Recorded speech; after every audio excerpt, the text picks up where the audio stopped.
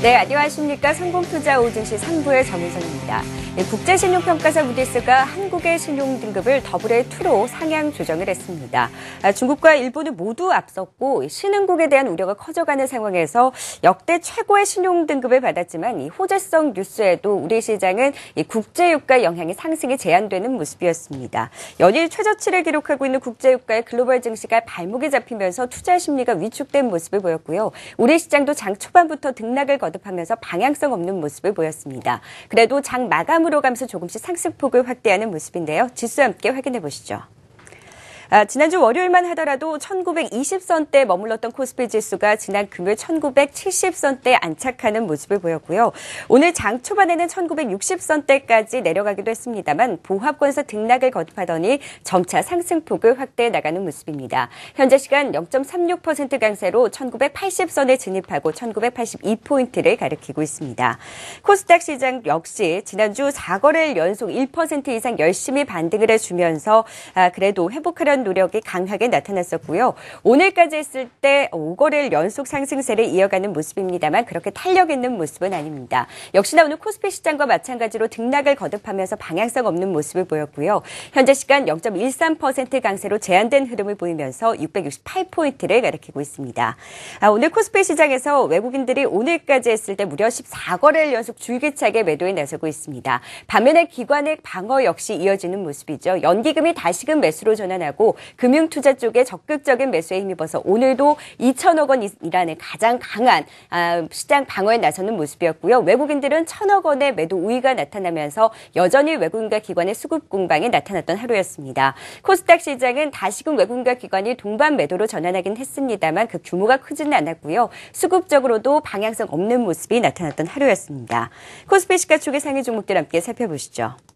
삼성전자가 강보합권으로 상승 전환하는 모습입니다. 오늘 시장에서 현대차 그룹주들 낙폭을 키우는 움직임이 두드러지게 나타났고요.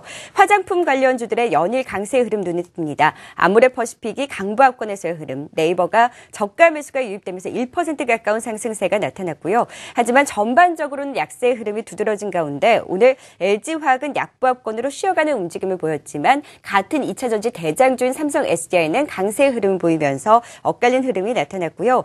포스코가 4분기에는 실적이 부진하겠지만 내년에는 실적이 개선될 것이다라는 전망에 오늘 2.7%까지 상승폭을 확대하는 움직임 눈에 띄게 나타나고 있습니다. 코스닥 시가총액 상위 종목들도 함께 살펴보시죠.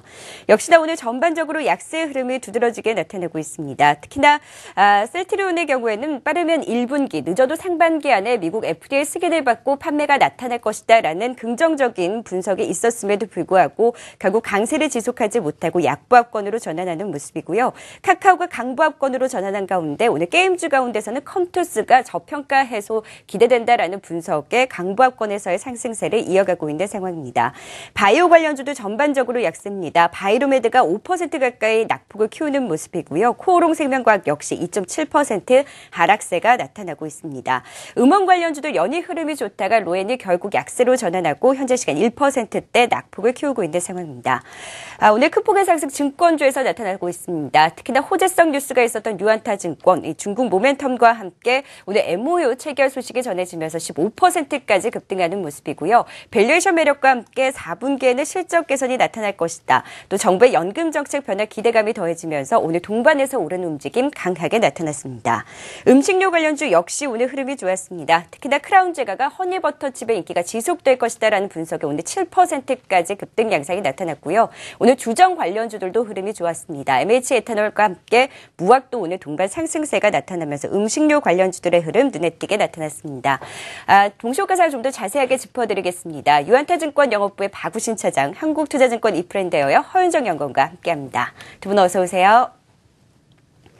네, 먼저 코스피 시장 동시호가 상황부터 짚어보죠. 예, 일단 금일 코스피 시장 같은 경우는 1982포인트, 전일 대비해서 7포인트 상승한 현재 예상 체결 지수를 보여주고 있는데요. 일단 전반적으로 최근에 그러한 반등의 분위기를 금일 역시 좀 이어갔던 그러한 하루였습니다. 일단 대외 악재가 해소가 되면서 거기에 따른 반등의 분위기가 한 일주일 정도 지금 펼쳐지고 있는데요. 일단 뭐 코스닥도 마찬가지지만 거래소 시장 전체적으로 양호한 분위기 속에 차분한 연말을 좀 맞이하는 그런 분위기다라고 보시면 될 것 같고요.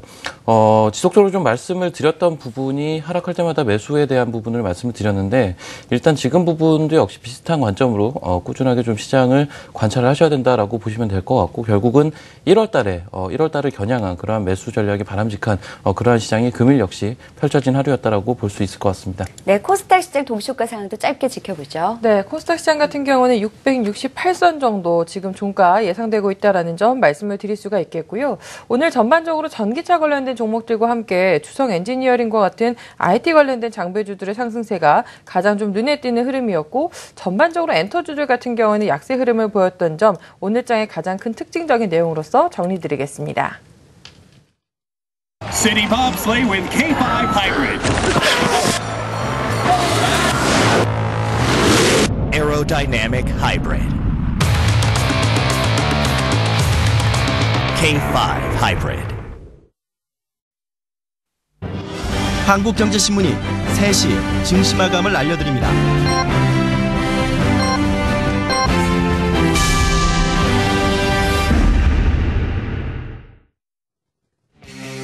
네, 12월 21일 월요일장이 모두 마감이 됐습니다. 오늘은 코스피 코스닥 양시장 모두 방향성 없이 제한된 흐름을 보였던 하루였고요. 탄력은 없었지만 그래도 장 마감으로 가면서 조금씩 힘을 내주는 모습이었습니다. 양시장 모두 강세로 마감을 했을 수 있을지 지금 총가 함께 확인해 보시죠.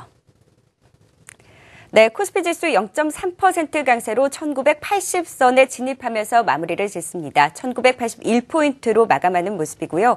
코스닥 시장도 소폭의 강세로 마감을 합니다. 0.18% 강세로 668선으로 코스닥 시장 5거래일 연속 상승세를 이어가는 모습이고요. 오늘 힘은 없었지만 코스피 코스닥 양시장 모두 상승 마감하는 모습입니다. 속보가 전해지고 있습니다. 계속해서 미뤄졌었던 청와대 개각 관련해서 속보가 나오고 있는데요. 경제부총리 겸 기획재정부 장관의 유일호 의원이 내정이 돼 있고요. 계속해서 속보 전해드리면 경제부총리 겸 기획재정부 장관의 유일호 의원이 내정이 됐다라고 일단 속보로 전해지고 있는 상황입니다. 계속해서 개각 관련해서 속보가 전해지면 전해드리도록 하겠습니다. 네, 오늘 코스피 시장 일단 특징주부터 살펴보도록 하겠습니다. 오늘은 음식료 관련주와 증권주들의 상승이 좀 눈에 띄게 나타났던 하루였고요. OLED 관련해서 LG 디스플레이 급등이 좀 눈에 띄었습니다. 또 개별 호재성 이슈의 주가 등락이 나타났는데 코스피 시장 특징주 알아보기 전에 계속해서 속보 전해드리도록 하겠습니다. 사회부총리 겸 교육부 장관에는 이준식 교수가 내정된 것으로 나타나면서 청와대 관련 개각에서는 이 정도로 일단 속보 전해드리도록 하겠습니다. 그럼 이어서 코스피 시장 특징주 짚어보도록 하겠습니다. 좀 더 자세하게 하나하나 살펴볼까요? 예, 일단 금일시장 눈에 띄었던 업종이 두 가지가 있습니다. 일단 증권 업종이 오랜만에 업종별 상승률 1위를 기록하는 그런 모습을 보였고요. 지난주부터 어느 정도 예견됐던 모습들이지만 음식료 업종 같은 경우도 최근에 지난주부터 좀 상승세를 보여주고 있는데요. 금일 역시 업종 지수에서는 상위권에 상승률을 올려놓는 그러한 모습을 보였습니다. 일단 전반적으로 증권업종 내에서는 유한타증권 같은 경우가 이제 개별 호재를 등에 업고 좀 강력한 상승 15% 정도 장중에는 상한가에까지 진입을 하는 모습이었는데요. 사실 이 부분 자체가 개별 호재 자체는 유한타 본사, 대만에 있는 유한타 본사에 대한 내용들이기 때문에 사실 이 부분은 조금 더 확인이 좀 필요한 내용들이 아닌가라는 일단 생각을 해볼 수가 있을 것 같고요. 음식료 업종 같은 경우는 전반적으로 이제 강한 모습들을 종목들이 보여주었는데요. 일단 크라운 제과가 가장 먼저 치고 나가는 모습, 그밖에 매일 유업이라든지 동원 F&B, 오뚜기까지도 상승세에 가담을 해주는 그러한 흐름을 보였습니다. 일단 시장 자체가 최근에 이제 반등 분위기를 이어가는 와중에 최근에 일단 안철수 의원 관련된 그러한 개별 종목들, 이러한 종목들의 소위 말하는 이제 수익률 게임 양상도 눈에 띈다라고 볼 수가 있겠는데 금일 역시 그러한 흐름이 나타났습니다. 그래서 일단 상승률 상위 종목들을 보게 되면 대표적으로 이제 써니전자 같은 종목들 테마주 성격으로 상승률 1위 종목으로 올라서는 모습들이고요. 전반적으로 최근 시장 분위기를 반영했던 그러한 하루였다라고 보시면 될 것 같고요.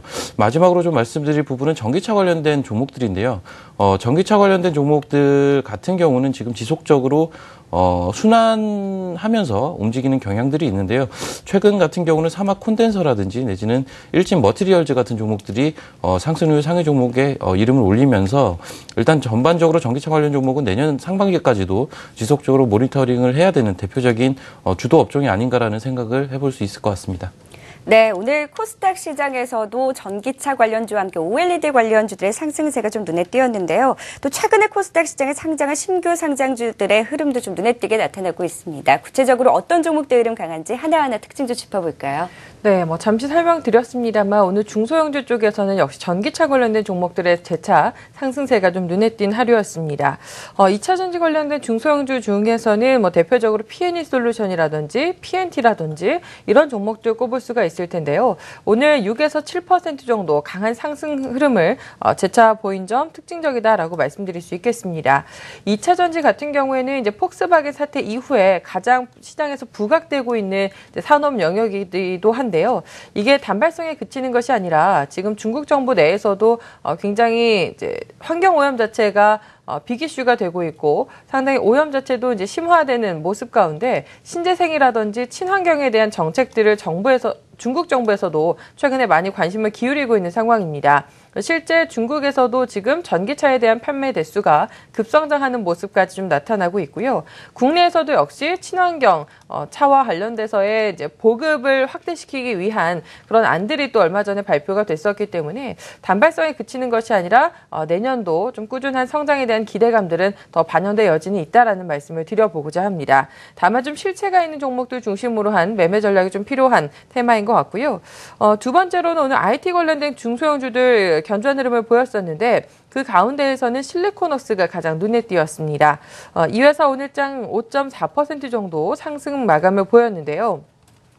패널 업황은 전반적으로 아직 좀 부진한 상황이다라고 볼 수가 있겠지만 OLED TV의 드라이버 IC 출하 확대에 따라서 4분기 실적이 분기 사상 최대 실적을 달성할 것이다 라는 증권사 보고서와 함께 오늘 거래량을 동반한 급등 양상 특징으로서 설명드릴 수 있겠습니다.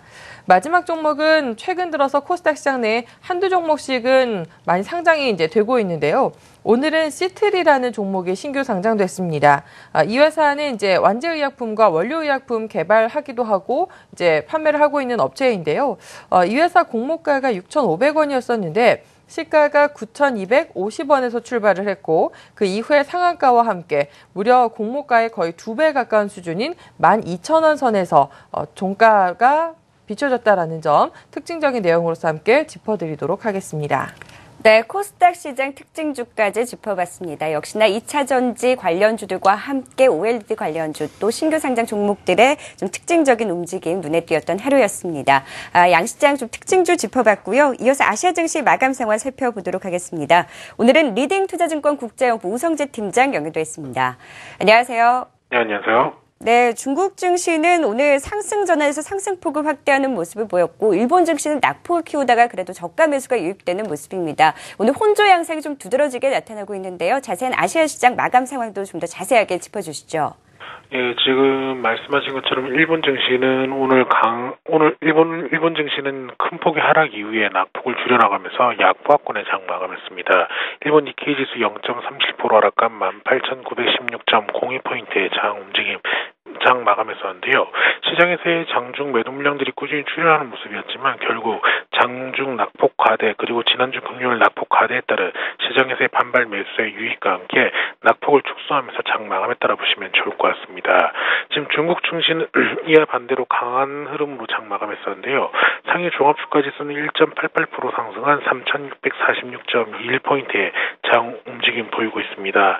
지금 중앙경제공작회의에서 지금 부동산에 대한 정책들이 나올 거라는 기대감이 커지면서 시장에서의 부동산주를 중심으로 한 매수가 꾸준히 유입되면서 기대감이 커지는 모습이었대요. 이와 함께 연말에 추가 금융 완화 정책에 대한 기대감 또한 커지면서 상해 종합주가지수 강세 움직임 보이고 있다고 보시면 좋을 것 같습니다. 결국 3,500선 위에 강한 흐름을 이어져 나가면서 3,600선까지 돌파하는 모습을 보이고 있는 가운데 연말 상승 랠리가 이어져 나갈 거라는 기대감이 커지면서 상해 종합주가지수 강세 움직임 보이고 있다고 보시면 좋을 것 같습니다. 네, 아시아 증시 마감 상황 리딩 투자증권 국제영업부 우성재 팀장과 함께했습니다. 고맙습니다. 고맙습니다. 네, 이어서 코스피 시장 수급 특징주 정리해 보도록 하겠습니다. 오늘 코스피 시장에서는 외국인의 매도 지속적으로 나타나는 가운데 기관의 방어 역시 강하게 이어지면서 오늘 2천억 원 이상 시장 적극적으로 방어해주는 모습이었습니다. 연기금까지 장 마감으로 가면서 매수로 전환하는 모습을 보였는데요. 오늘 코스피 시장에서는 수급적으로 어떤 종목들이 이름 가겠는지 이 수급 특징주도 하나하나 좀 짚어볼까요? 예, 일단 코스피 시장의 최근 수급에 굉장히 이제 두드러진 부분들은 일단 외국인들은 지속적으로 매도를 일관해주고 있다라는 모습이고요. 그리고 기관들 같은 경우는 지속적으로 매수를 해주는 상반되는 그러한 수급적인 움직임을 보여주고 있다. 금일 역시 그러한 흐름과 비슷한 흐름이 좀 연출이 된 하루였는데요. 일단 전반적으로 외국인들은 1,000억이 넘는 1,170억 가량의 순매도의 흐름을 보였고요. 기관들 같은 경우는 2,000억이 넘는 2,150억 가량의 순매수의 흐름을 보여주었습니다. 업종별로 좀 보시게 되면요. 일단 외국인들은 전반적으로 전 업종에 걸쳐서 좀 순매도를 강화시키는 모습이었는데요. 일단 전기가스 업종이라든지 화학 업종 그리고 유통업종에 대해서는 소폭의 순매수에 가담을 해주는 모습을 보였고요. 일단 화학업종 같은 경우는 아무래도 이제 실적에 대한 부분들이 좀 탄탄한 업종이라고 보시면 될 것 같고, 전기가스 업종 같은 경우는 외국인들이 최근에 지속적으로 시장 내에서, 국내 시장 내에서 매도의 스탠스를 취하다 보니까 역시나 이제 방어 성격의 그런 업종에 대한 매수가 소폭 가담이 되고 있다라고 보실 수 있을 것 같습니다. 기관들 같은 경우는 다소 이제 공격적으로 국내 증시에 중추를 이루고 있는 종목들 위주로 매수세에 가담이 되는 모습인데요. 일단 제조업에 대한 매수세가 가장 눈에 띄었고요. 그밖에 서비스 업종 그리고 철강 금속업, 금융업, 전기 전자업종까지 고르게 순매수를 확대시키는 그러한 흐름을 보였습니다. 종목별로 좀 말씀을 드리면요. 일단 외국인들은 최근에 주가의 움직임이 좀 다소 변동성을 동반하고 있는 종목인데요. 삼성 SDI에 대해서 가장 많이 매수를 해주는 모습이었고요. 일단 삼성 SDI 같은 경우는 최근에 이제 회사 자체의 이슈로는 사실 성장에 대한 그런 모멘텀을 갖고 있는 업체로 평가가 되고 있지만 일단 당장 현재의 실적 그리고 그룹사들 간의 문제 그런 부분들로 인해서 사실 변동성을 동반을 해주고 있는데 일단 수급 자체만 놓고 봤을 때는 기관과 외국인이 꾸준하게 매수를 해주고 있는 대표적인 종목이기 때문에 꾸준하게 좀 모니터링을 하셔야 될 것 같고요. 그밖에 이제 한국전력 그리고 KTNG LG 디스플레이 전반적으로 방어주 성격의 전기가스 업종에 대한 그러한 매수세를 확인하실 수가 있습니다. 기관들 같은 경우는 포스코에 대한 매수세가 금일 가장 돋보였고요. 그밖에 이제 한미약품이라든지 삼성물산, LG 디스플레이, 삼성화재까지 순매수의 영역을 확대해 나가는 모습이었습니다. 순매도 종목 간략하게 말씀을 드리면요. 외국인들은 역시나 이제 삼성전자에 대해서 금일 역시 순매도의 흐름을 보였는데요. 최근 들어서 지속적으로 삼성전자에 대해서는 순매도의 스탠스를 취해주고 있습니다. 아무래도 코스피 시장 전체에 대한 순매도가 지속이 되다 보니까 일단 삼성전자에 대해서도 지속적으로 매도에 가담이 되고 있다라고 보실 수 있을 것 같고요. 삼성전자 우선주 역시 지속적으로 현재 순매도가 유입이 되고 있는 종목인데요. 금일 역시 외국인들의 상위 매도 종목에 올라 있습니다. 그밖에 한미약품이라든지 기관이 많이 매수를 했던 포스코에 대해서는 순매도의 모습을 보였고요. 기관들 같은 경우는 LG 하우시스나 KCC, 우리은행에 대해서 이제 순매도의 흐름을 보였지만 일단 수량 자체는 순매수 종목에 비해서는 금액 자체가 절대적으로는 크지가 않은 그러한 규모를 보였습니다. 네, 코스피 시장 수급 특징주까지 짚어봤습니다. 앞서서 속보로도 전해드렸습니다만 5개 부처 장관을 바꾸는 청와대 부분 개각이 단행이 됐습니다. 관련해서 현장에 나가 있는 이성경 기자 연결해서 자세하게 전해드리도록 하겠습니다. 청와대 연결합니다.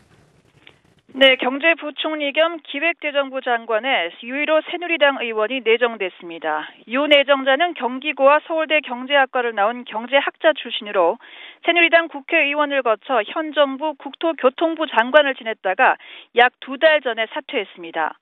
박근혜 대통령이 정책 추진력과 국회 교섭력을 감안해 또다시 정치인 출신 경제부총리를 선택한 것으로 풀이됩니다.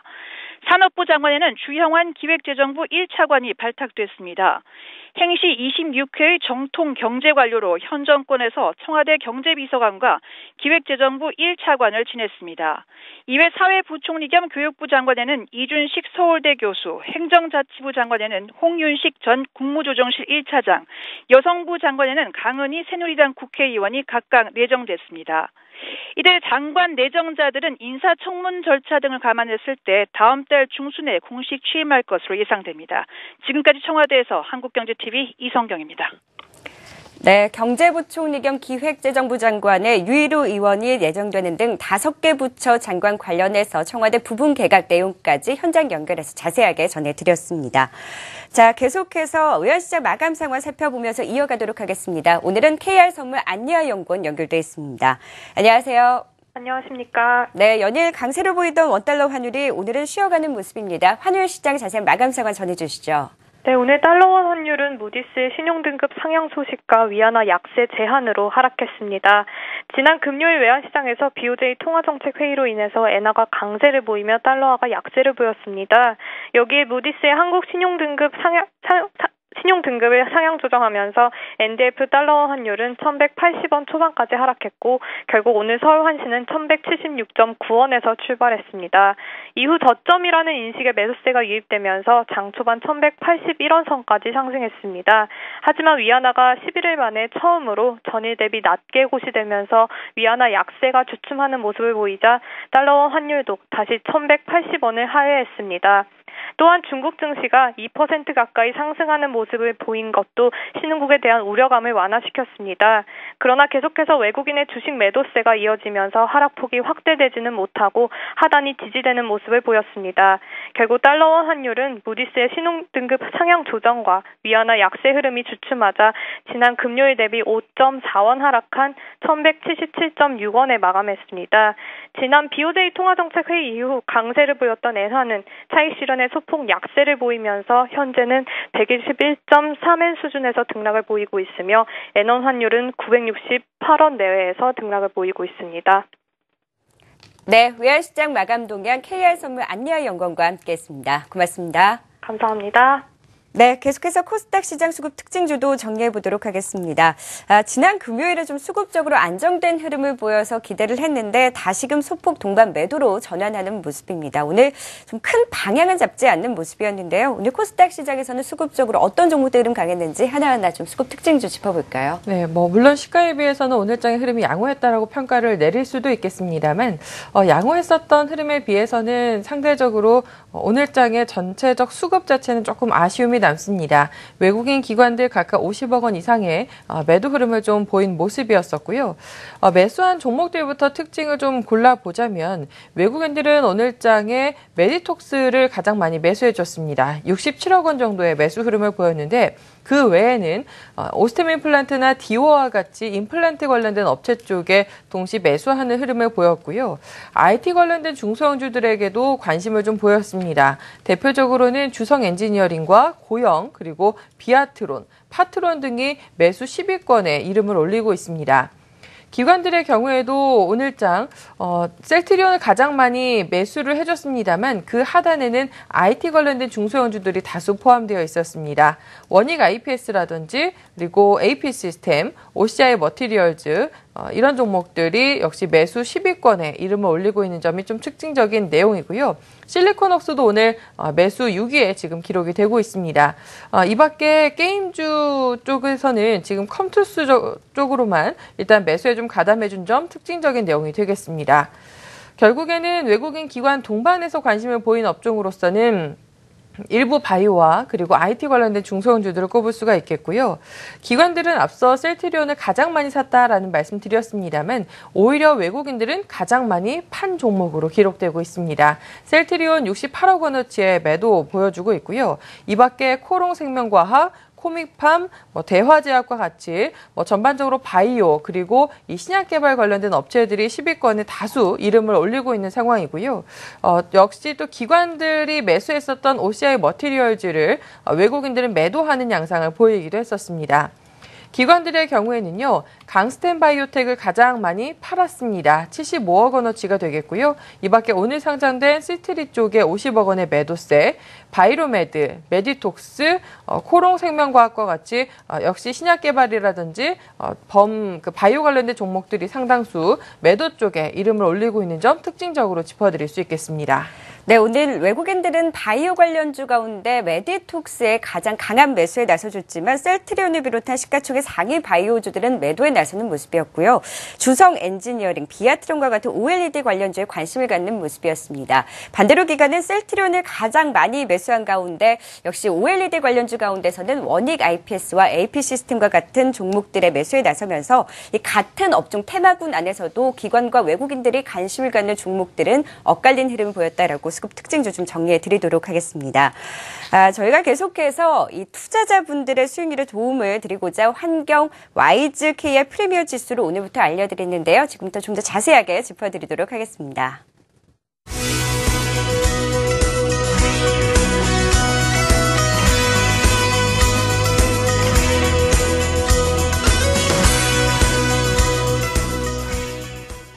네, 한경 와이즈 KR 프리미어 지수는요, 글로벌 시가총액 10위권 안에 드는 국내 업종 대표주를 기반으로 해서 만든 지수입니다. 현재 이 지수에 속해 있는 종목들 살펴보시면요, 총 13개로 우량주에 관심이 있고 장기 성과를 위해서 투자하고 계시는 투자자분들께서 적합하게 좀 지수로 삼으시면서 참고해 보시면 좋을 것 같은데요. 오늘 어떻게 마감이 됐을지 한경 와이즈 KR 프리미어 지수 종가 함께 확인해 보도록 하겠습니다. 전거래일 대비 1.42% 34포인트 오른 2,484.24포인트로 오늘 상승 마감하는 모습입니다. 계속해서 앞으로 투자에 참고해 보시면 좋을 것 같습니다. 한경 와이즈 KR 프리미어 지수까지 종가 확인을 해봤습니다. 자, 이제 선물시장도 마감이 됐는데요. 선물시장 마감 동향까지 짚어보고 가겠습니다. 오늘은 SK증권 서초센터 정광욱 부장 연결되어 있습니다. 안녕하세요. 예, 안녕하십니까. 네, 오늘 선물시장 어떻게 마감이 됐는지 마감 상황과 함께 앞으로 전략 좀 부탁드리겠습니다. 예, 지난주 미국 시장 하락에도 불구하고 국내 선물 시장은 보합세로 마감했습니다. 선물 마감 지수는 241.50으로 전일 대비 0.1포인트 상승했습니다. 오늘 선물 시장은 위아래 변동폭이 큰 하루였습니다. 한국 신용등급 상향 영향으로 장 초반엔 일시적 급등도 있었지만 외국인 선물 매도가 늘어나면서 선물 지수 240을 일시적으로 이탈하기도 하면서 오후 들어 반등세가 다시 나오면서 20일 이평선까지 회복한 모습입니다.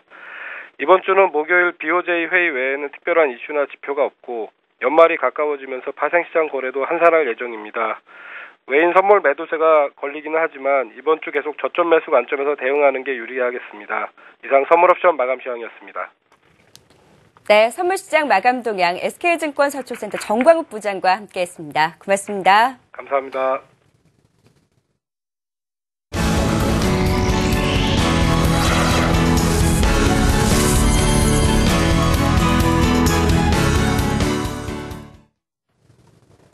네, 이제 코스피, 코스닥, 양시장 특징주 살펴보도록 하겠습니다. 오늘 핫스탁5 살펴볼 텐데요.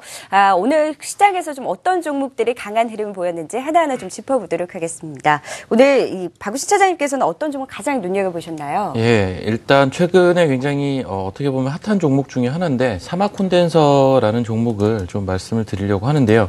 일단 최근 시장 몇 달, 몇 개월 전부터 사실은 시장에서 그나마 가장 주도주 성격의 성장 업종 성격의 그러한 움직임을 보이고 있는 업종 자체가 이제 전기차 업종이고요. 그러다 보니까 해당 관련된 종목들 중에 일단 수혜가 가장 많이 예상이 되는 그러한 종목들 위주로 일단 1차적인 상승이 좀 발생을 해주고 있는데요. 사막 콘덴서 같은 경우는 이러한 전기차 시장, 그중에서도 전기차 부품 시장에 어떻게 보면 다크호스라고 좀 볼 수가 있는 업체인데요.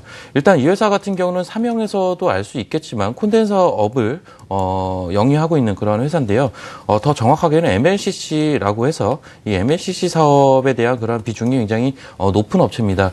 동사의 실적을 좀 보시게 되면 작년에 일시적으로 영업이익이 적자 전환이 되는 모습이 발생을 했었는데요.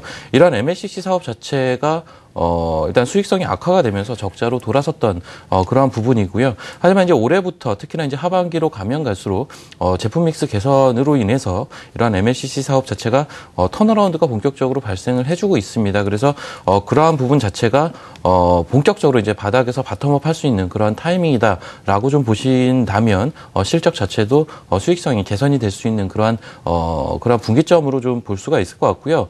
앞서 이제 전기차 부품 시장에 대한 언급을 좀 드렸는데 경우인데 일단 이 회사 같은 경우는 어떻게 보면 이제 차세대 사업이죠. 전력 변환 콘덴서라는 소위 말해서 이제 자동차용 콘덴서라고 보시면 될 것 같은데요. 이러한 자동차용 콘덴서 시장에 본격적으로 진출을 해 있습니다. 그래서 해당 시장에서 국내 같은 경우는 이제 현대차 그룹이라든지 내지는 최근에 전기차 관련된 그러한 역량을 올려주고 있는 LG그룹 이러한 부분에 있어서 이러한 전력 변환 콘덴서를 납품을 시작을 하고 있고요. 그래서 이러한 부분 자체가 소위 말하는 성장성을 충분히 채워줄 수 있는 하나의 요소가 될 수 있다라고 평가를 해볼 수가 있을 것 같습니다. 주가 자체를 보시게 되면요. 일단 금일 같은 경우는 16% 상승을 해주는 모습이었는데요. 외국인과 기관의 수급이 동시에 유입이 되면서 큰 폭의 상승세의 모습을 보였는데 사실 9월 달부터 지속적으로 정배열상의 전형적인 상승세의 모습을 띠고 있는 종목이라는 그러한 부분을 봤을 때는 일단 올랐을 때 추격 매수보다는 적당히 눌림목이 나왔을 때 소위 말하는 5일선 내지는 21선에서 매수를 하시는 게 오히려 가격적인 전략 측면에서는 더 도움이 될 수 있다라고 볼 수가 있을 것 같고요. 단기적인 그러한 흐름보다는 중장기적인 흐름으로 15,000원까지는 한번 트라이 해볼 수 있는 그러한 종목이 아닐까 해서 좀 말씀을 드리겠습니다. 네, 오늘 코스피 시장에서 역시나 전기차 관련 모멘텀으로 급등세를 보인 사막 콘덴서 좀 더 자세하게 살펴봤습니다. 오늘 무려 16%까지 급등하는 모습이었고요. 전기차 부분의 성장성이 주목이 되면서 계속해서 주가 좋은 흐름 보이고 있습니다. 추격 매수에 나서기보다는 눌림목 구간에서 관심을 가져보자라는 의견 주셨으니까요. 이 부분도 참고해 보시면 좋을 것 같습니다. 코스피 시장 특징주로 사막 콘덴서 좀 더 자세하게 짚어봤고요. 이번에는 코스닥 시장 특징주 가운데서도 한 종목 좀 더 자세하게 짚어보도록 하겠습니다. 오늘 허윤정 연구원님께서는 어떤 종목 가장 눈여겨보셨나요? 네, 이 시간을 통해서 종종 언급드렸었던 종목인데요. 네. 오스템 임플란트 말씀드리려고 합니다. 오늘 흐름이 상당히 좀 양호했기 때문에 추가적인 관심권을 둘 필요가 있다라는 판단하에 말씀을 좀 드리고자 하고요. 잘 알고 계시겠습니다만 임플란트 관련된 사업을 영위하고 있습니다. 네, 국내에서 같은 경우에는 이미 치과 의사 중에 80% 이상이 임플란트 시술이 가능한 상황이다 보니까 추가적으로 사실 성장에 대한 잠재력은 국내에서는 사실 기대 자체가 좀 높지는 않은 상황입니다. 다만 국내 부분에 있어서의 지금 관심을 갖고 있는 것은 이제 임플란트에 대한 보험 급여 정책이 확대되고 있다라는 점인데요.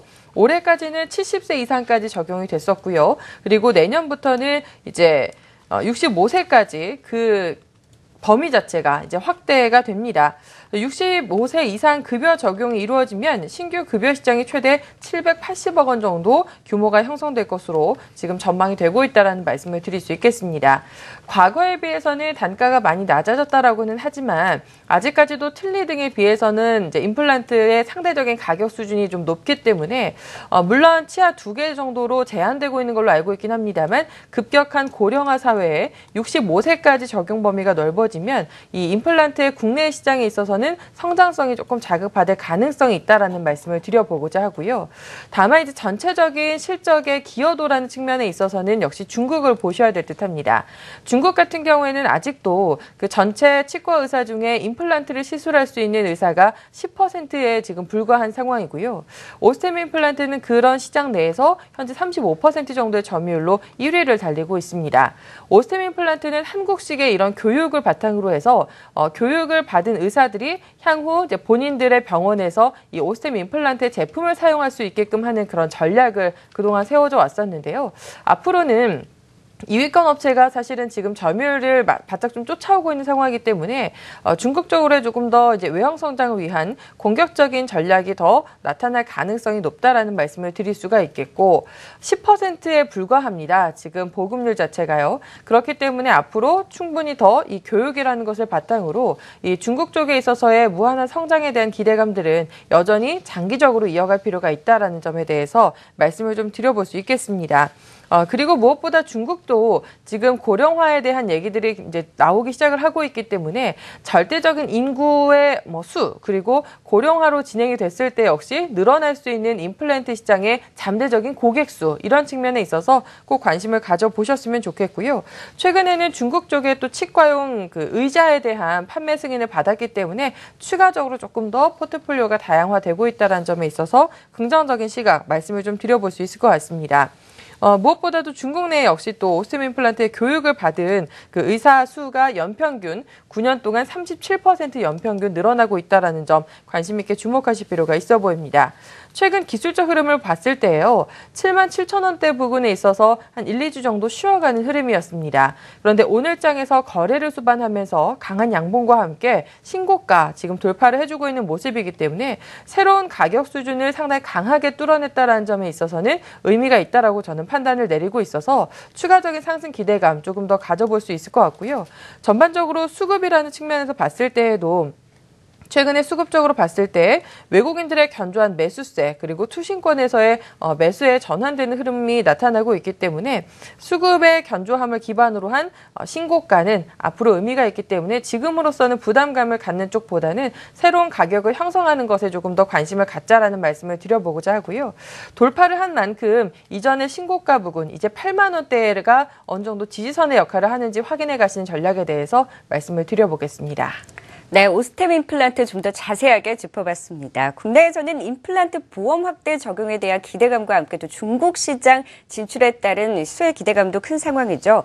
중국 임플란트 시장 성장에 대한 기대감, 또 임플란트뿐만 아니라 치과 의료기기까지 사업 영역 확대하면서 성장성에 대한 기대감도 큰 상황인데요. 저항선이었던 7만 원 선을 뚫고 오늘도 강한 상승세를 보이면서 8만 원 선까지 돌파하는 모습을 보였습니다. 8만 원 선을 지지한지 여부 좀 확인하고 가자라는 의견 주셨으니까요. 이 부분도 참고해보시면 좋을 것 같습니다. 코스닥 시장 특징 주간도 오스템 임플란트까지 좀 더 자세하게 짚어봤습니다. 자, 이제 시장 전략 세우면서 마무리 짓도록 하겠습니다. 국제유가 하락 기조가 이어지면서 시장의 발목을 잡고 있는 상황입니다. 오늘도 우리 시장이 좀 상승을 제한하는 모습이었는데요. 코스피 시장은 외국인 매도는 이어지고 있고 기관의 방어도 이어지고 있는 가운데 상승할 만한 재료는 또 없는 상황입니다. 이 연말장 좀 대응 전략은 어떻게 가져가 보면 좋을까요? 예, 일단 12월 장 같은 경우는 개인적으로 보는 시각 자체가 하락을 할 때마다 사야 된다라는 입장을 계속 말씀을 드렸기 때문에 현재 시점 이러한 전략 자체를 수정할 필요는 없어 보이고요. 일단 현재 시장 자체는 추격 매수라기보다는 이제 조정을 줄 때마다 장중이라도 조정을 줄 때마다 꾸준하게 담아가는 그런 전략이 맞는 전략이 아닌가라는 생각을 하고 있습니다. 일단 1900포인트가 종가상 무너지기 전까지는 지속적으로 이러한 전략을 병행을 하시기를 좀 말씀을 드리겠고요. 일단 이러한 부분 자체가 1월달, 2월달 이 부분에서 수익을 올리기 위한 그러한 전략의 일환이다라고 보신다면 일단 현재 주가 1980포인트 부근인데요. 2000포인트 아래에서는 이러한 전략을 꾸준하게 좀 말씀을 드리고 싶습니다. 일단 구체적으로 이제 과거의 데이터를 보시게 돼도 소위 말하는 이제 1월 효과라고 해야 되나요? 이러한 부분들 자체가 지속적으로 발생을 했던 부분들이 있기 때문에 사실 이번이라고도 다른 때와 크게 다를 바는 없다라는 그런 입장을 좀 가지고 있고요.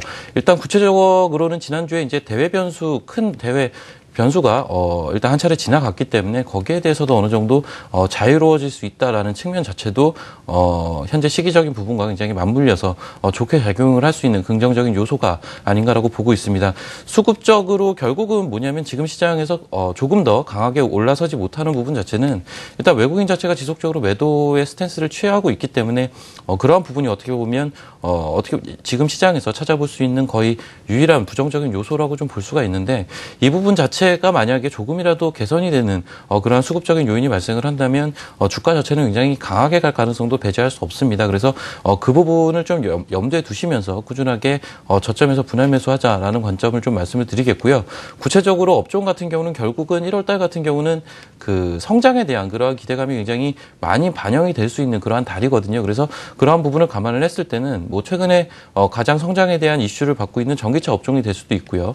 그 밖에 여러 가지 업종들 최근에 태양광 업종 같은 경우도 중소업체들 같은 경우는 급등세를 보여주는 모습들이 포착이 되고 있는데 이런 어쨌든 성장에 대한 테마를 2016년에 가져갈 수 있는 그러한 종목과 업종을 발굴을 하면서 그쪽에 포커싱을 하신다면 충분히 괜찮은 시장이 아닐까라는 생각을 하고 있습니다. 네, 코스피 시장 조정이 나올 때마다 저점에서 분할 매수, 담아가는 전략 유지해 주시면서 내년 초를 좀 대비하는 대응 전략을 세워주셨습니다. 전기차, 태양광 관련주 등 성장성이 유한 종목들 중심으로 관심을 가져보자라는 의견까지 들어봤습니다. 코스피 시장 전략까지 짚어봤고요. 코스닥 시장 전략도 세워봐야 될 텐데요. 일단 지난주 강한 반등에 나서면서 회복하는 모습이 나타났고 오늘까지 5거래일 연속 사실 상승세를 이어왔지만 670선대에서 매물이 다소 또 부담스러운 상황인데요. 어떤 전략이 좀 유효할까요? 네, 말씀하셨던 대로 이제 670선 부근에 있어서는 주요 중장기 이평선이 위치해 있는 구간이기 때문에 속도 조절 가능성은 단기적으로 조금 염두를 하셔야 되는 상황인 것 같습니다. 다만 견조했던 흐름에 비해서 최근에 아쉬운 오늘장의 수급에 대해서는 앞으로 조금 더 회복 여부를 살펴보실 필요가 있어 보이고요. 지금 외국인들 같은 경우에는 이제 코스피는 팔고 있지만 코스닥 쪽으로는 그래도 매수에 대한 연속성을 꽤 보여주고 있는 상황이고 이런 흐름 자체가 연말까지는 조금 더 이어질 것으로 보고 있습니다. 다만 코스닥에 조금 더 탄력성을 더해주는 기관들의 수급 같은 경우에는 연말까지는 좀 대형주 중심일 가능성이 높고요. 오히려 이제 해가 바뀌고 1월이 되게 되면 상대적으로 기관들의 중소형주 쪽에 있어서 어떤 수급이라든지 1월 효과에 대한 탄력적인 운용에 대한 기대감은 가져가 볼 수 있지 않을까라는 말씀 드려보고자 하고요. 그런 측면에서 봤을 때에는 지금으로서는 오늘 내에 좋아질 수 있는 종목들보다는 상대적으로 내년도 성장에 대한 기대감이 있는 종목들을 모아가시는 전략에 대해서 말씀을 좀 드려보고자 합니다. 하반기 내내 꾸준하게 말씀드렸었던 전기차 관련된 종목들은 연속적으로 좀 보실 필요가 있어 보이고요. IT 장비 쪽에 있어서는 역시 OLED 관련된 설비 투자 기대감 내년도에 상당히 긍정적으로 형성이 되어 있기 때문에 이런 종목들과 그리고 일부 헬스케어 관련된 종목들 중심으로 한 순환매적 흐름에 대해서는 계속적으로 염두를 해서 준비하는 전략이 필요할 듯합니다. 네, 코스닥 시장은 670선대에서의 속도 조절을 염두에 두면서 수급 회복 여부를 살펴보자라는 의견을 주셨습니다. 역시나 코스피 시장과 마찬가지로 내년에도 좀 성장성이 유효한 전기차 관련주라든지 OLED 관련주, 일부 헬스케어 관련주 순환매 장세 좀 염두를 해두면서 꾸준하게 지속적인 관심을 가져보자라는 의견까지 들어봤습니다. 양시장 이 전략까지 좀 더 자세하게 짚어봤습니다. 오늘은 유한타증권 영업부의 박우신 차장, 한국투자증권 이프랜데어의 허현정 연구원과 함께했습니다. 두 분 고맙습니다. 네, 계속해서 내일장 전략 전문가들은 어떤 의견인지 화면으로 함께 만나보시죠. 유진투자증권 우원명 부장의 의견입니다. 실적 개선이 기대되는 종목과 함께 개별 재료주 중심으로 선별적으로 대응해보자라는 의견을 주셨고요. KB투자증권 잠실중앙지점의 이태환 지점장의 의견입니다. 환율과 원자재 가격의 확인이 필요하다. 고평가주의 비중을 축소하고 가치주의 편입이 유효하다라는 의견을 주셨습니다. 마지막으로 유한타증권 이강희 부장의 의견입니다. 4분기 실적 호전이 기대되는 종목과 함께 정유화학주, 자동차와 증권주 중심으로 중기적으로 관심을 가져가 보자라는 의견을 주셨는데요. 오늘은 KB투자증권 잠실중앙지점의 이태환 지점장 연결해서 좀 더 자세한 내일장 전략 세워보도록 하겠습니다. 안녕하세요. 네, 안녕하십니까. 네, 간단하게 오늘 시장 정리와 함께 내일장 전략 좀 더 자세하게 짚어주시죠. 네, 오늘은 우리나라가 무디스의 신용평가에서 아시아에서 이제 일본과 중국을 제치고서 최고점을 받은 뜻깊은 날입니다. 먼저 우리는 이제 미국의 금리 인상 이후에 장세 변화에 관심을 둬야 할 시점인데요. 미국의 그동안 지속됐던 양적 완화의 마무리 국면으로 치닫고 있는 상황이고요. 달러 강세 이후 국내 증시 변화가 중요 포인트입니다. 개인적으로는 미국 금리 인상의 단계적 상승 이후에 일반적인 이머징 국가보다는 좀 더 차별화된 한국 증시의 강세 국면을 조심스럽게 예상해 봅니다. 하지만 아직 남아있는 공매도와 외국인의 매도세 등 수급적인 부분에서의 근본적인 해결과 국내 증시의 한계 기업의 구조조정의 여파가 변수로 좀 판단되고 있습니다.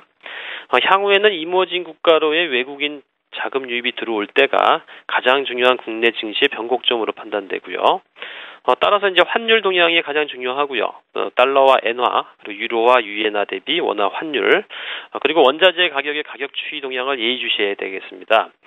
그리고 국내 증시는 수급상의 강도는 약해졌으나 이제 외국인의 매도세가 아직까지 지속 중이고요. 금융투자와 기타 법인의 매수세가 지속되고 있는데요.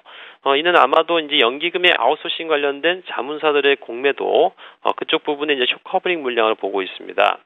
아직까지는 시장의 악재에 민감한 반응을 보여주고 있고요. 공매도 이후에 악재를 유도하는 장세가 지속되고 있지만 그렇지만 시장의 내성도 이제 강해지고 있습니다. 거시경제의 변화와 회복이 잇따르기 전까지는 박스권 장세가 계속될 것으로 예상되고 있고요. 따라서 전체 큰 그림의 매매 전략보다는 당분간은 개별 이슈와 테마 중심으로 전략을 짜 나가시는 게 맞을 것 같습니다. 내일의 투자 전략으로는 아까도 말씀드렸지만 고 PBR주나 고퍼주 등 이런 조금 비중을 좀 더 축소를 해야 되지 않을까 생각이 드는데요. 이것은 이제 미국 증시 자체의 조정은 성장주의 조정 시기로 좀 판단하고 있고요. 따라서 저평가 가치주 중심의 편입이 필요한 시점으로 보입니다. 또한 중국과의 FTA 체결에 따른 중국 관련 소비재 중심의 매매 전략도 유효해 보이는데요. 주로 오늘도 봤지만 화장품주와 음식료주, 엔터 관료주 중에서도 실질적인 수혜주 중심으로 포트를 편입하는 것이 유리해 보입니다. 이상입니다. 네, KB투자증권 잠실중앙지점의 이태원 지점장과 함께 자세한 내일장 전략까지 짚어봤습니다. 고맙습니다. 네, 감사합니다.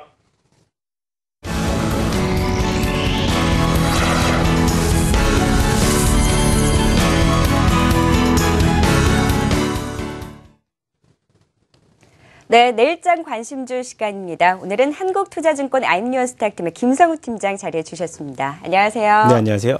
네, 처음 뵙네요. 네, 처음 뵙겠습니다. 네, 오늘 또 시장을 좀 간단하게 짚어보면서 시작을 해볼까 하는데요. 이 무디스가 한국의 신용등급을 상향 조정했음에도 불구하고 이 호재를 오늘 시장이 좀 크게 받아들이지는 못하는 모습이었어요. 일단 소폭 강세로 마무리를 지었는데 오늘 시장 좀 어떻게 보셨나요? 네, 사실 말씀하신 대로 이제 시장에서 또 호재와 악재가 겹치면서 이 한국 국가 신용등급 상승이라는 호재가 조금은 이제 무색해진 모습인데 일단 뭐 가장 크게 보는 것이 지속적인 달러 강세가 또 신흥국 자금의 이탈을 이제 추종을 하면서 이 신흥국들의 경제 상황 위축이라는 위축 국면으로 이어지는 모습을 보였다라는 게 시장에서의 호재가 조금은 무뎌지는 모습인데요.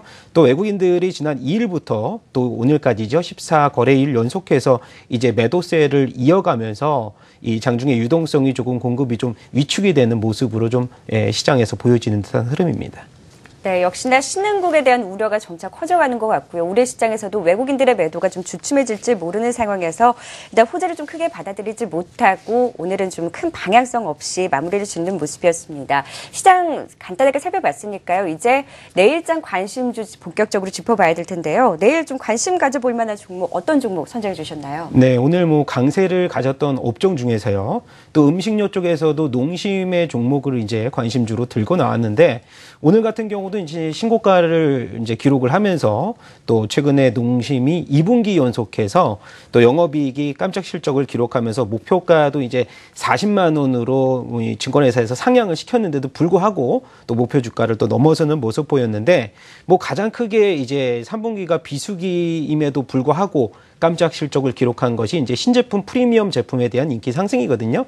이 여러분들 아시다시피 이제 짜왕이 이 겨울에 들어서면서 맛짬뽕의 인기로 또 이어지면서 이 농심과 같은 경우에는 4월부터 이제 10월까지 이 짜왕에 대한 매출이요. 또 이 80억 원에서 300억 원 이상으로 들어가면서 하나의 브랜드로 자리매김을 했고 뭐 여러분들 아시겠지만은 뭐 맛을 봐야 또 그 종목에 대한 또 기운을 아실 거 아닙니까? 그래서 저도 일단 맛짬뽕을 주말에 한번 이제 먹어본 또 이제 상황인데 제가 한번 먹어보고 이 봉지를 구입을 했어요. 굉장히 맛있는 이 맛짬뽕인데 이 가장 큰 이 핵심은요. 또 면발이 굵다는 겁니다. 최근에 이제 면발이 굵은 제품이 굉장히 인기를 얻으면서 라면 값을 최근에 오를 것이라는 전망은 이어가고 있는데 라면 값을 최근에 그냥 동결을 시킨 이유가요. 최근에 프리미엄 신제품 같은 경우는 가격대 자체도 1,300원 이상으로 이제 프리미엄 제품들이 늘어나면서 이 농심 같은 가운데에서도 이제 프리미엄 제품에 대한 가격의 인상을 굳이 안 해도 시행을 안 해도 된다라는 강점도 있었고 상대적으로 오리온과 이 오뚜기 같은 경우도 오뚜기의 이 진짬뽕이 최근에 인기를 얻으면서 이 농심과 같은 쌍두마차의 흐름을 계속해서 이어나가면서 뭐 경쟁 업체지만은 계속해서 지속적으로 성장할 수 있는 흐름이 농심에도 좀 이어지지 않을까라는 생각입니다. 최근에 또 이 수급 자체를 보더라도 최근에 기관 쪽에서 순매수 유입이 이어지면서 최근에 이제 목표 주가를 제가 한 50만 원 정도로 설정을 했는데요. 이 중장기적인 박스권, 이 박스권 같은 경우는 35만 대 박스권을 최근에 강하게 돌파를 하면서 농심이 50만 원대의 목표가를 충분히 이제 달성을 할 수 있을 것이라는 예상을 좀 전해드리고 싶고요. 손절가는 일단 이 21선 이탈가인 손절가 41만 원을 이제 제시를 해드리도록 하겠습니다. 이 뭐 매수가 자체로는 오늘 이제 종가 수준에서 또 매수가의 흐름을 내일 시초가도 이어갈 수 있기 때문에 매수가는 43만 원 이하 매수를 한번 말씀을 드리도록 하겠습니다. 네, 오늘 음식료 관련주들 좋은 흐름을 보였습니다. 그 가운데서 농심을 내일장 관심주로 꼽아주셨는데요. 사실 음식료 관련주들이 상반기에 굉장히 화려한 주가 상승을 보였었잖아요. 하지만 하반기 들어서 좀 주춤해진 모습을 보이다가 이 농심의 경우에는 짜왕 등 이 신제품 효과에 힘입어서 호실적을 기록했고요. 최근 들어서는 또 비수기임에도 불구하고 짜왕에 이어서 맛짬뽕이라는 프리미엄 제품의 호조에 힘입어서 신제품 효과가 지속될 것이다라는 긍정적인 분석을 주셨습니다. 4분기에 대해서도 실적 긍정적인 전망을 해주시면서 증권사들도 일제히 긍정적인 평가를 내놓고 있는 상황이고요. 오늘 종가가 2.5% 오른 42만 9천 원에 마감이 됐는데 매수가를 43만 원 선으로 설정을 해주셨어요. 네. 손절가를 41만 원으로 잡아주셨고 목표 주가 50만 원까지 바라봐 주셨으니까요. 가격적인 전략까지 꼼꼼하게 체크해 보시면 좋을 것 같습니다. 내일장 관심주로 농심까지 짚어봤고요. 이제 시장 전략 세우면서 마무리 지어보도록 하겠습니다. 이제 오늘 이번 주죠. 크리스마스 연휴를 앞두고 거래일이 이제 4일, 오늘 지났으니까 이제 3일이 남았는데 시장 이번 주 좀 전략을 잘 세워봐야 될 것 같아요. 아무래도 외국인 매도는 지속이 되고 있고 상승 동력이 없는 상황에서 방향성 없는 모습이 좀 나타나고 있어서 전략을 잘 세워봐야 될 것 같은데 이번 주 전략은 좀 어떻게 가져가 봐야 될까요? 네, 일단은 미국의 이제 금리 인상이라는 또 불확실성이 해소됨에도 불구하고 또 유가의 급락이라는 복병이 우리 시장에서 이 변수로 좀 작용을 하는 것 같은데 이 국내 시장 수급 같은 경우가 이제 발목을 잡고 있는 외국인들의 매도세가 언제쯤 또 순매수로 돌아갈지의 여부를 한번 보셔야 되는데요. 이 외국인들이 이달 말에만 셀코리아 행진을 벌여놓고 오늘과 같은 경우에도 현물로터 1,170억 원 정도를 매도하면서 총 한 3조 한 2천억 원 넘는 주식 시장에서 지난 2일부터 매도를 계속해서 이어가고 있는데 지난달의 순매도 금액이죠. 1조 9천억 원을 훌쩍 넘는 수준입니다. 그런 이 불확실성으로 인한 거래대금 감소로 또 이어질 수 있기 때문에 지속적으로 최근에 이 좁은 박스권이죠. 1940포인트에서 또 1990에서 2000포인트 사이에 좁은 박스권을 계속해서 이번 주에도 움직일 것이라고 예상은 되는데 최근에 이제 수급 유동성을 좀 살펴보면은 업종별로 이제 낙폭과대 종목 위주로 주가가 이제 반등권을 이 어느 정도 이 흐름을 이어가고 있는 모습입니다. 오늘과 같은 경우에도 또 증권주의 흐름이 굉장히 좋았고요. 그리고 이제 그 지난주 금요일이죠. 뭐 비철금속, 광물서부터 이 낙폭과대 위주의 대형주 반등폭을 뭐 이끌어줬다고 볼 수가 있는데 일단 가장 중요한 것은요. 낙폭과대 반등 종목으로는 저희가 이제 수익을 좀 어느 정도 보기가 굉장히 어려운 전략을 말씀을 드리겠고 또 삼성 SDI 같은 경우도 전기차의 이 실적 부진 이슈가 이어지면서 최근에 이번 주 같은 경우에도 단기적으로 전기차에 대한 반등 이슈가 조금은 수그러들지 않을까라는 생각은 갖고 있습니다. 그래서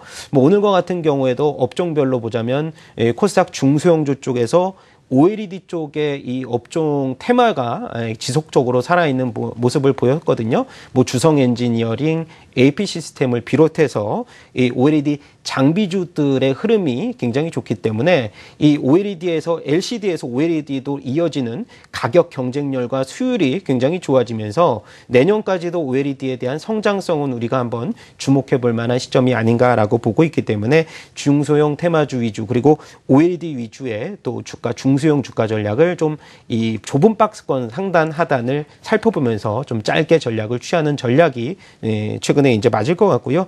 아까 말씀드린 대로 일부 이제 신흥국 시장에 대한 부정적인 시각에 국제 유가마저 이제 급락을 하면서 국내 시장에서도 외국인들의 매수세가 살아나고 있지 않은 과정에서는 대형주 위주의 포트폴리오 전략은 아까 말씀드린 대로 이 주가 방어주인 음식료 업종에 국한돼서 좀 매매 전략을 이 보수적으로 짜보시기 바라겠습니다. 네, 외국인의 매도가 언제쯤 좀 주춤해질까 관심이 쏠릴 수밖에 없습니다. 사실 미국이 금리 인상을 단행한 이후에는 좀 외국인의 매도가 잦아지지 않을까라는 의견이 있었음에도 불구하고 외국인의 매도가 이어지는 상황이고요. 유가까지 급락세가 나타나면서 뭐 수급은 계속해서 불안한 상황이 이어가고 있습니다. 역시나 이번 주 좀 제한된 박스권에서의 전망해 주셨고요. 중소형 테마주 가운데서는 OLED 관련주, 대형주 가운데서는 좀 경기 방어 성격이 강한 종목들에 관심을 가져보자라는 의견을 주셨습니다. 여기서 좀 여쭤보고 싶은 것이 외국인의 매도, 수급에 대해서 좀 흐름에 대한 전망인 것 같아요. 이 부분에 대해서는 언제쯤 외국인의 매도가 주춤해질 것으로 전망하시나요? 네, 사실상 유가 흐름하고 좀 일단락으로 이제 같이 묶음으로 보셔야 되는데 이 달러 강세 흐름이 이어지면서 신흥국들의 자금 이탈로 지속적으로 이제 이탈이 되면서 국내에도 중동계 자금 쪽으로 매수 이탈이 계속 이어지는 모습을 기록을 하고 있기 때문에 단기적으로 오펙에서 이제 원유 감산이라는 이 실패로 거듭났기 때문에 최근에 미국의 원유 업체들도 생산량이 계속해서 증대가 되면서 이런 것들이 좀 해소가 돼야 시장에서도 외국인들 유입이 좀 가능할 것이라고 예상이 됩니다. 그래서 가장 큰 우리의 관심사는 달러와 유가에 대한 반등이 어느 정도에서 단기간에 좀 반등이 나올지의 여부가 또 외국인들의 유동성이 조금 더 우리나라 시장에서 돌아오는 하나의 그 핵심 그 키워드가 아닐까라는 생각을 갖고 있습니다. 네, 외국인의 수급에 대해서 가장 큰 변수, 아무래도 달러 강세 흐름이 언제쯤 좀 주춤해질 것인지, 유가의 하락 기조가 언제쯤 멈출 것인지 반등하는 여부를 좀 지켜보셔야 될 것 같습니다. 향후에 이 두 변수들 좀 중점적으로 보시면서 외국인의 수급에 대해서도 흐름에 대해서 관심 있게 좀 주시를 해보셔야 될 것 같습니다. 시장 전략까지 짚어봤습니다. 내일장 관심주로는 농심 자세하게 짚어드렸고요. 여기서 인사드리도록 하겠습니다. 오늘은 한국투자증권 IM뉴스텍팀의 김성우 팀장과 함께했습니다. 고맙습니다. 네, 감사합니다. 네, 성공투자 오증시 3부 준비한 내용은 여기까지입니다. 한 주의 시작 월요일장 양시장 모두 상승 마감하긴 했습니다만 시장이 여전히 좀 제한된 흐름을 보이고 있습니다. 이번 주도 역시 외국인의 수급 중점적으로 주시해 보시면서 향후 시장 흐름 전략 계속해서 저희 한국경제TV와 함께 살펴보시면 좋을 것 같습니다. 저는 여기서 인사드리도록 하겠습니다. 함께해 주셔서 고맙습니다.